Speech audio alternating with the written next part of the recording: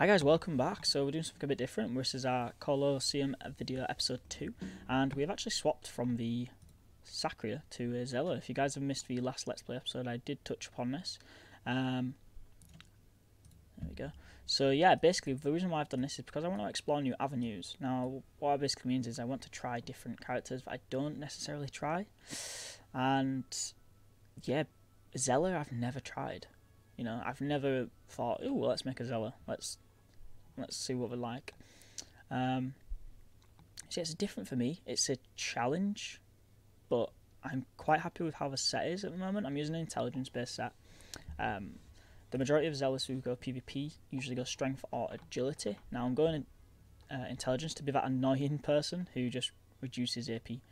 Thankfully, the team doesn't have high AP parry, so we could reduce plenty of AP. So on our team we've got a 156 Sedida. Looks to have nice overall stats, good HP, and a Feka, which is good, with really good resistances. So quickly just touch upon the set, using pretty much the same set as the Sacria used, except we're using a Royal Master God belt instead of the Xenature, and the reason is because it gives wisdom, it gives range, and it also gives some nice intelligence as well. The Xenature just gave us heals and stuff we don't really need. Initiative, I guess, but yeah, I can live with going last. It's not a problem, especially as a Xelor. We might change up the ring. Obviously, it does give really nice resistances, but I'd rather have something that gives some wisdom. What else? We have a stunner instead of the intellectual. Now that's because we want to reduce AP. And as you can see from the stats, I have gone for 54 into wisdom, which translates to about 160 stat points because it's 3 per 1. Intelligence 202 and the rest in vitality. So our AP reduction is looking at, it's not too bad, it's 46, which is good. Obviously we could swap out the pet and get an AP reduction pet, which would be really nice. If we want to make this set as awful as possible, really. But it would obviously reduce our damage massively. Okay. So I assume the Shram has put 2 mass traps here, assuming I'm going to walk into them, or even here and here, depending on how much range he has. The Sedida hasn't been hurt by one yet, so first thing I'm going to use is probably use counter. If I remember correctly, traps are close combat. I'm not too sure, I don't remember 100%, but we'll give it a go. Oh wow, brilliant.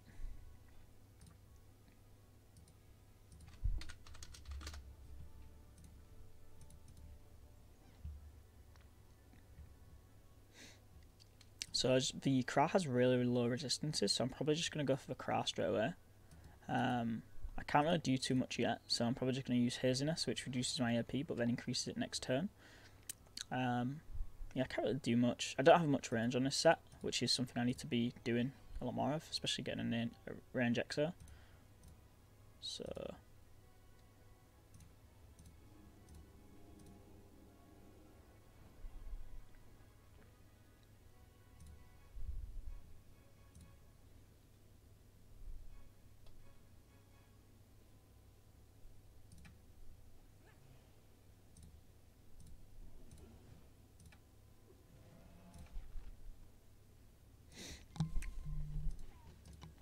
now, being intelligence, I don't have to rely on using a synchro.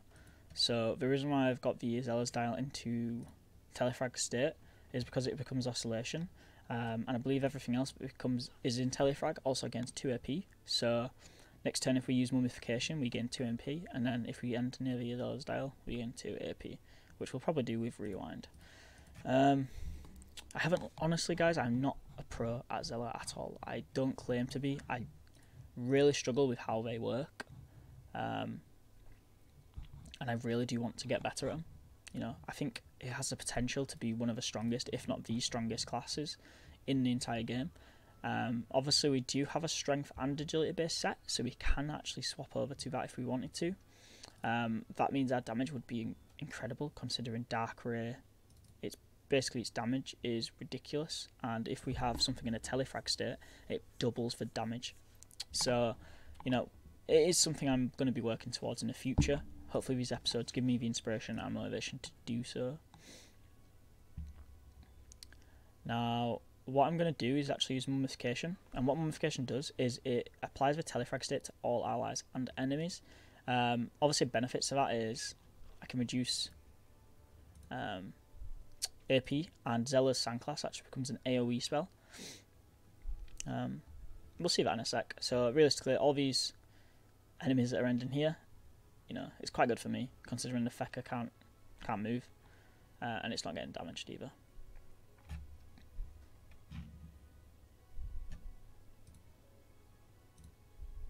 So yeah, just learning a bit more of the spells. I think at level 135 we get this new one, which will be good.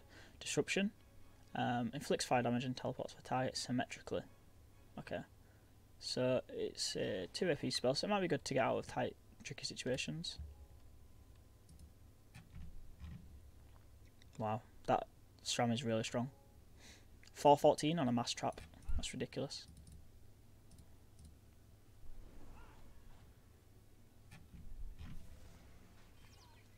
So that was good. So because the SRAM is infected, whenever the tofu took damage, the SRAM would also, because the tofu became infected due to proximity poison. Obviously the inflatable knows where it is because it's infected, so it can actually minus MP. It's a really old school mount. I believe that's Crimson Plum. Every CDD used to have that back in the day. So this SRAM just made the mistake of using Dispersing Arrow when it can't move, it's in the gravity state. And as you can see, it can't deal any damage. It's pretty much stuck there. It can't do much. Okay, sweet. So we can use Mummification.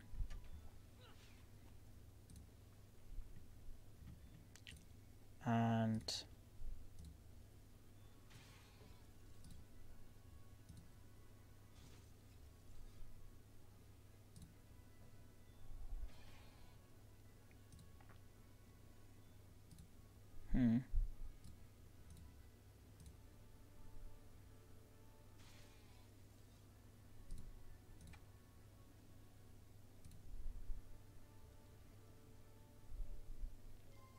as you can see from that, Oscillation gave us 2 AP. We couldn't do much in regards to reducing AP, but from the summons, we actually reduced quite a lot. So if we scroll up and see what actually happened there, you know, we managed to do a lot of damage. We minus 2 AP, 2 AP, 1 AP, 2 AP. So in reality, what happened there was we reduced the amount of times these summons can hit the Fecker, which is brilliant. We also dealt some decent damage. So yeah, I really do enjoy Xelors. I've wanted to get into them a lot more. Oh wow, that is really strong. And I was actually considering making a Fecker as well, but I do know how to play Fecker, so it was kind of like, eh. So now we can actually go for the SRAM. Don't feel the need to go for the Ozo when he's all the way up there. The summons can't really do much to us right now, so I could probably teleport over. Some big spells are spells that actually move the enemy, and thankfully we actually have previews now. So if I show you quickly, if we use Frostbite for instance, we can basically teleport the target back to its previous position. Now that previous position, for instance in the Xelor's Dial case, was there, and that was 2 turns ago. So it doesn't go off a turn basis. It basically means its previous position of when it started. So another one is Temporal Dust. So Temporal Dust is a very complicated one. It basically does symmetrical. So if our glass was here, our dial was there, sorry, we would probably move there, I think, this cell. It's going to hurt.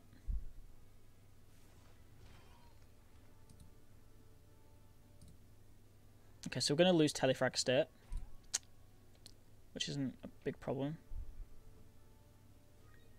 It only lasts 1 turn.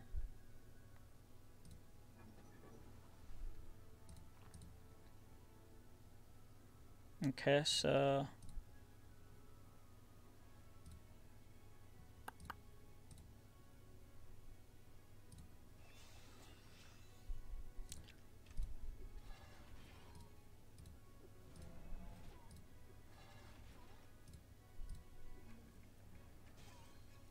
So even from not being in Telefrag, we managed to reduce... Okay, that wasn't even the correct SRAM. Oops. Yeah, I did think that was the correct SRAM, wow. So what's good about that is I didn't go all in and try make it so the SRAM was Telefragged. I did use rollback, which was annoying, because now I have to wait 2 turns and that spell is really OP. But yeah, as you can see, the SRAM starts off with, I think, 12 AP, maybe 10. Let's double check. Okay, so 11. So we actually reduced 5 AP, which is really nice, considering it wasn't in the Telefrag state. Ah, God, that was very silly of my part. We need to play this we need to play this smart, because the Urza has got the Fecker locked, but he seems to be dealing it quite well. Obviously the SRAM is not invisible anymore, so we could get some decent damage off. I assume he's placed a lethal trap here or here, so the Sedida needs to be wary about that, because the SRAM's strength is ridiculously high.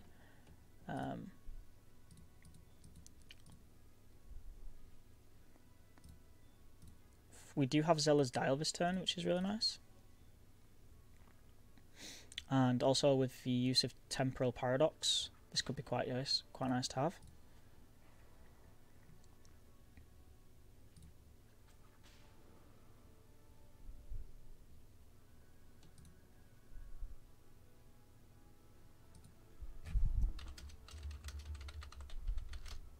So the reason why I'm asking this to summon a Mad Doll is to reduce the AP. These guys don't have high resistance, and reducing AP would just make it a little easier for us, because I am able to reduce AP also.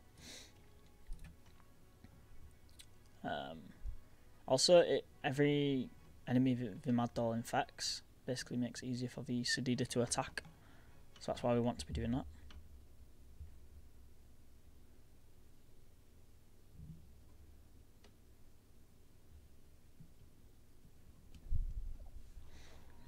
So we've got someone who's lagging. Thankfully the guy's already dead, so we don't have to worry about it. Okay, so the Fecker is taking some damage now. Yeah, so the Sedida walked straight into the lethal trap, it's not good. Hopefully he's going to summon something. We do need something to summon.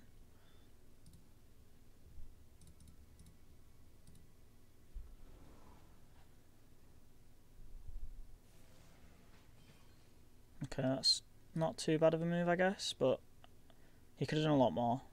And all he did was kill the summon, which is probably going to do a lot of damage onto me, so that is very appreciative. Now,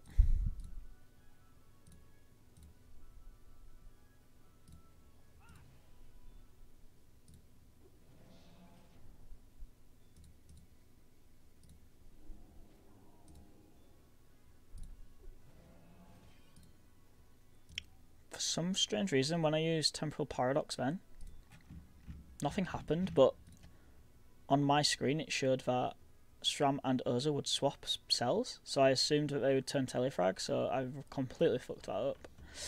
I took a lot of damage now.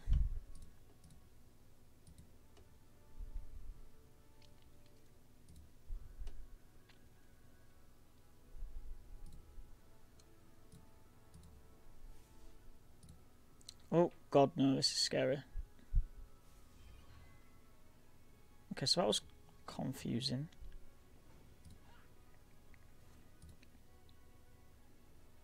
Right, so I really need support from these guys now. We're not in the limelight yet. This SRAM is very strong.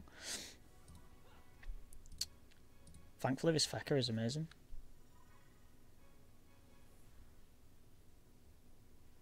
Yeah, Diaz could probably use Release and run away, but it's going to be wasting 3 AP. Yep.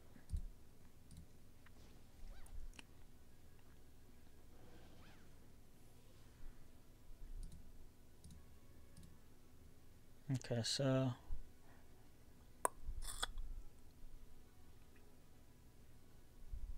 I should have used Flight on myself. You need to remember, using Flight on yourself is a really good idea to not get locked on your turn.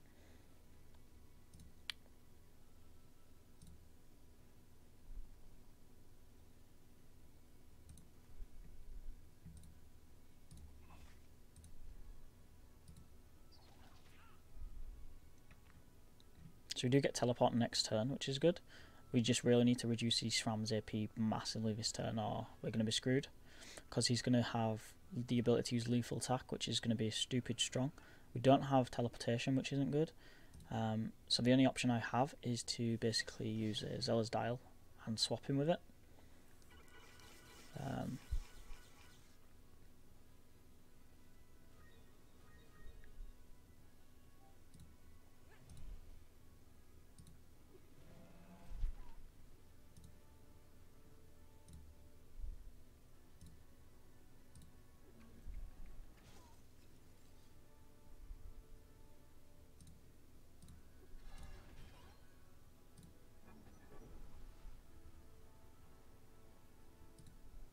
Because that was good. From that we reduced 5 AP, we managed to get away, and the Shram can't really do much now. He's going to go for a mass trap, I assume, because we're all cornered. Yeah, so he's just going to get some mass traps up, which I don't blame, but thankfully we're away from him now. We've got the Xelor's Dial in a really nice position, because if we have Temporal Paradox near the enemies, we can hopefully get some telefrags going. I assume lethal trap, maybe? Oh, he's got 2 AP. He can't really do much. Wow. So yeah, I'm really glad that we managed to reduce a lot of AP that turn. That was really nice. See, the main focus for this type of character, especially intelligence based, isn't to deal a lot of damage. We don't really have much damage in spells until we get... Oh, we don't even have many to begin with. Obviously, Xelor's Dial can inflict fire damage, which can be really strong. But you've got to keep the enemy in telefrag, and using hand actually removes telefrag. So, but the good thing about using hand is it does a massive amount of damage, and it also reduces free AP, which cannot be unblitzed. So that's the reason why I chose to remove the telefrag, because removing free AP was more beneficial than dealing some damage.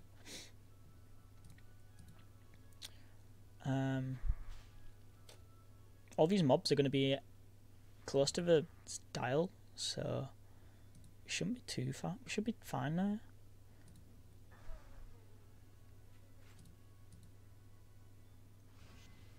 Okay, so he's going to heal the Shram, I assume. Ah, he doesn't have Dragon State, so he can't control them. And Feka's doing what he does best, which is just tanking. All this Sadida has to do now is get the Ozo into proximity poison. So I'd probably summon a tree like here and use a poison. Okay, so he's actually got the Shram into poison and the red wormling as well. Nice. So yeah, that's a massive benefits towards the using this Sadida, especially in PvP.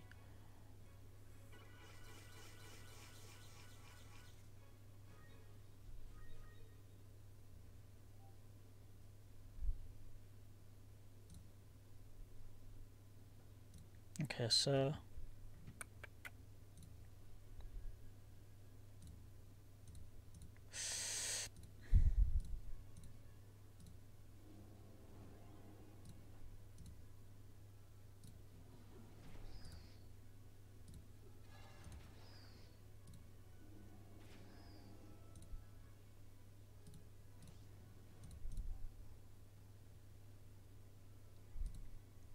yeah, the Shram has 0 MP, so he can't do much, so there's no point going for him. I just wanted to get the Feka unlocked so he can move freely. Hopefully that was the right move to do. It did feel like the right move at the time, so our Dekoko is activated, so we actually gained a lot of HP. He gained 2 MP. I don't know why he's done that, because he's only got a few options to move. You know, in this cone shape here is what he can move. And he probably is going to go backwards, maybe? Oh god, no, the Feka has DC'd. Wow. Trust that to happen on his turn as well. Okay, he's back. That's good.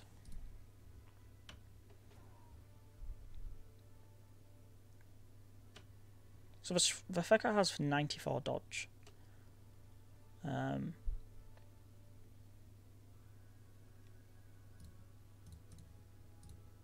He should probably move there and try to do typhoons in both directions.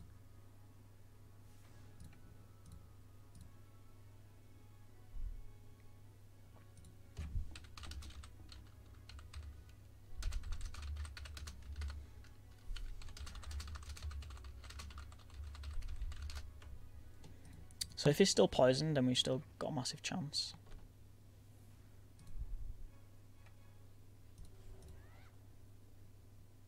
Yeah, so he's in infected state still, which is good. So all VCD has to do now is get anything else into infected state, and then he can hit both targets.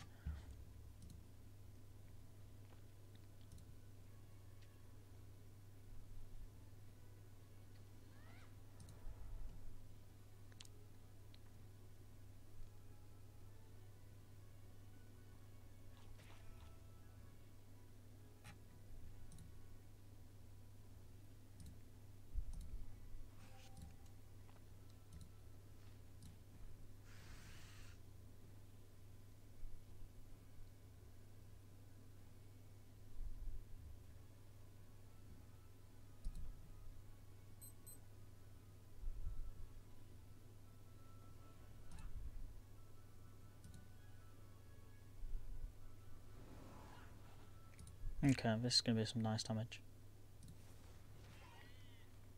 Yeah, so the Strom has literally no health left.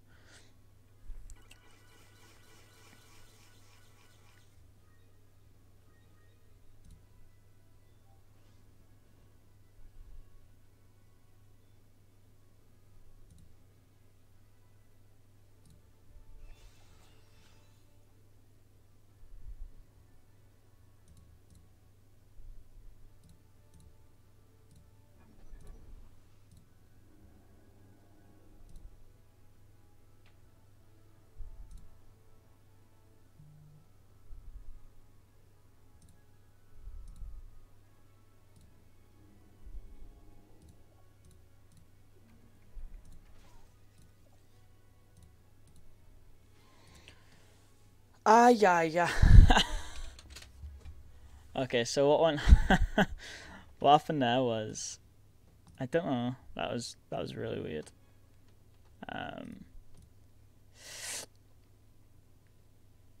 Yeah, that was annoying. So my Temporal Dust didn't hit. I'm not sure why. I thought that can still deal fire damage. He's just gone for his Oza, so it's GG anyways, but yeah. What a good. It was a pretty decent game. I don't think the enemies knew exactly what they were doing, but we won nevertheless, so take a win. A victory is a victory. Yeah, we gained. Oh, sweet. So we got Temporal Dust level 3 now, which means the damage is increased. Nice. Sweet, let's put the stat points into Vitality. So yeah guys, hope you enjoyed that video. If you do want to see more with Xelor, which is bound to happen, we do have 3 other sets that we can use. As you can see, we've got the strength and agility based set. Decent wisdom. The only one that we have to work on is the chance set, because the wisdom is really bad, but I haven't really touched upon this yet. But yeah guys, thanks for watching, and stick around for the next one.